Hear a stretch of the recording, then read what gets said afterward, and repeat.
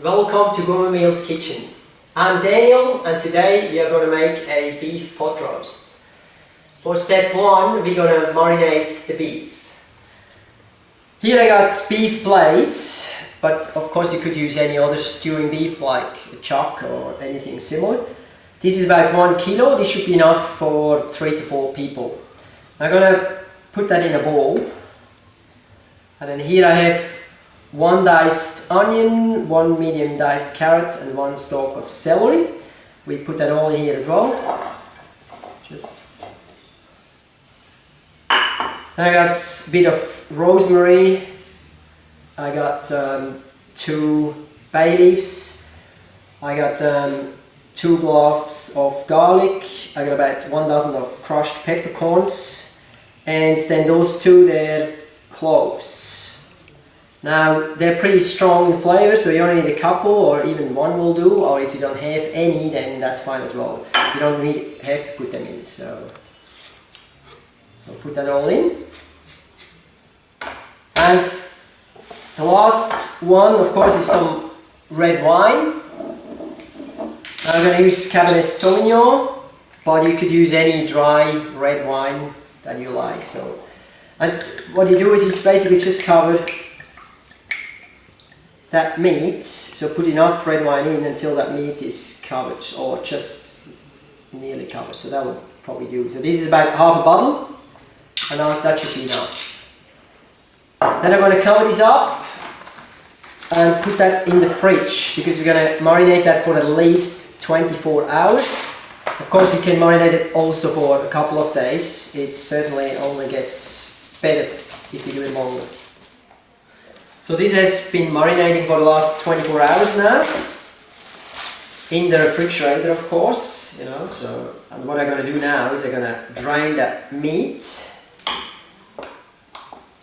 because the next step we have to do is put that in a frying pan and seal that meat, so we want it actually fairly dry. So what I'm going to do is I just put it in a colander, drain all the juice, put it on a dish, and I take some paper towels just to dry it off a bit, because if you put it in all wet into the hot oil it's going to really splash everywhere. So I'm just going to dry this a little bit off. You could also use actually a linen towel of course, but then obviously you have to wash it. And with the paper towel you just got to make sure you don't have the paper towel too long on there, so that it's actually dissolving when it gets wet. So the next step is I use a bit of salt, because we haven't put any salt into the mix yet, so we're going to put a bit of salt on the meat. That's it. And I'm also going to drain all that vegetable, so I put that in that colander as well. And now we're going to move over to the frying pan and going to seal this, and then we're going to saute the vegetables and we're going to do the next step. Okay, so heat up the pan until it's pretty hot, then add a little bit of cooking oil. And what we do now is actually going to seal that meat about 30 seconds on each side, and of course that gives you that extra flavor, a nice flavor. So I'm going to turn it to the other side now. You can see it's pretty hot.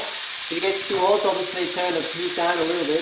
You don't want to burn it, but it needs to be hot to seal all the pores of the meat so the juice stays inside and the flavor stays inside.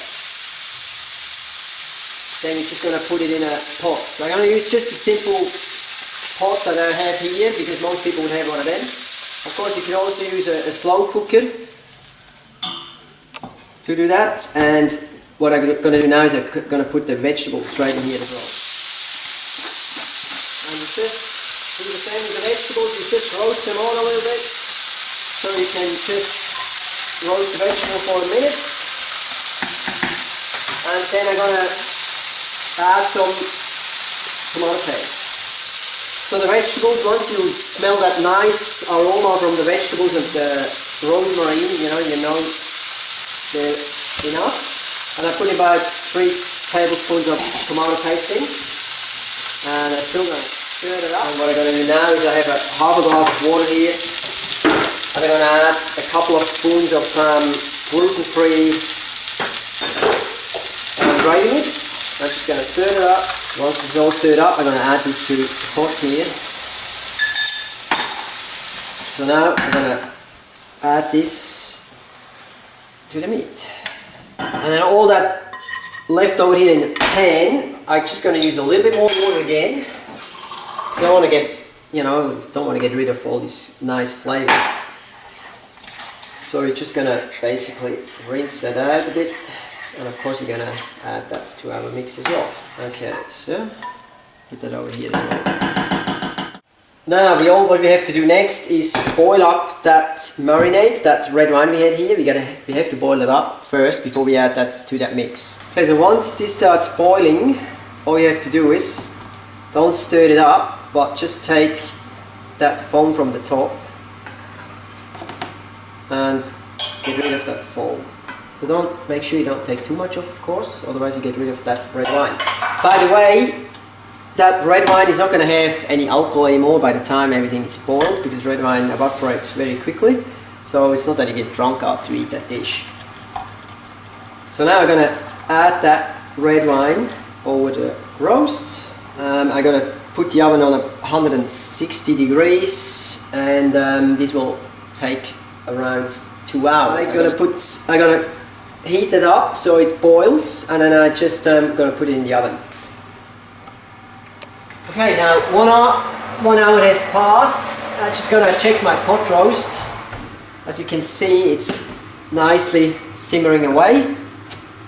But I'm just going to turn it over now, and I'm going to put this back now, and we'll wait another hour. So I just took that out of the oven now. I had it in there for 2.5 hours. I turned it over twice, and of course what we do now is we test the meat if it's really ready. What you do is you just take a fork and you stick it in, and if you have a tiny shake, the meat should actually fall off the fork. And if it doesn't, if it actually comes out with the fork, then you gotta cook it for longer. But this is nice and soft now, so I'm gonna take this meat out now. In the meantime, I'm gonna cover this, because you should never cut meat that is boiling hot. So I'm going to put this back on the stove, bring it to the boil, and then I'm going to add 1 to 1.5 tablespoons of my starch, which I dissolve in a little bit of cold water. Okay, so we're going to cut the meat now. What we're going to do is I'm just going to actually cut it in half first, because you have to always cut the meat against the grain, so I have to cut it this way. I'm going to serve that today with polenta and stewed beans, which you find the links on top of your screen. And so enjoy your meal.